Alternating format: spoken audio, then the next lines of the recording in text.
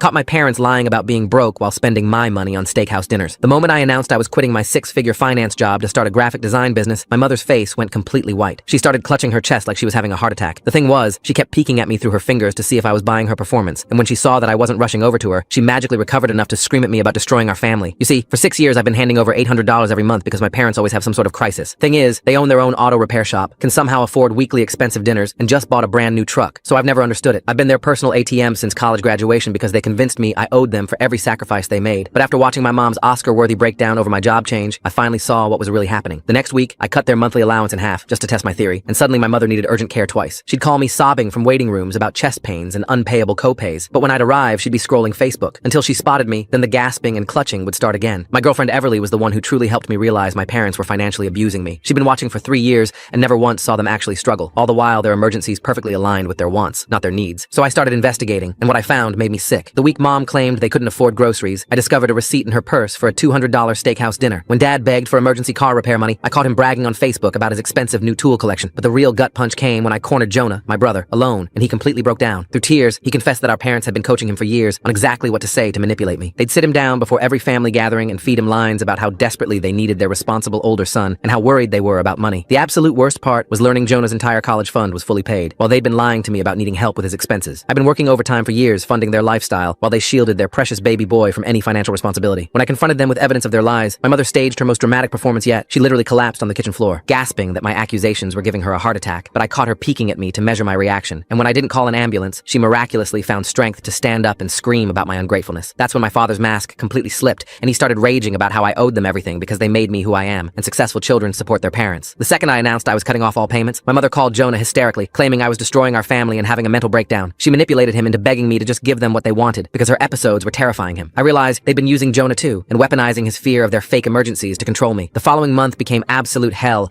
as they escalated their tactics every time I ignored their calls. My mother started ambushing me at work during her episodes, forcing me to abandon important meetings, while my father began calling Everly directly, claiming I was mentally unstable and needed to be controlled. They even threatened to throw Jonah out unless I returned to being their obedient cash cow, which sent him into panic since he was finishing his senior year. Last week, my mother called an actual ambulance during one of her performances, but when paramedics arrived, she suddenly recovered and claimed she was just stressed about her son abandoning the family. The confused paramedic asked if this had happened before, and Mom got hostile, saying they wouldn't understand family dynamics. I refused to give in, so I let Jonah move in with me. One morning, she left a message claiming she was dying in the hospital, but when Jonah called, they confirmed no one by her name had been admitted. We stared at over 47 missed calls from the last 2 hours, each one a different life-threatening emergency, and Jonah just turned to me with this look of complete exhaustion and asked if we're really going to keep letting them destroy us like this. Full story on channel, linked below.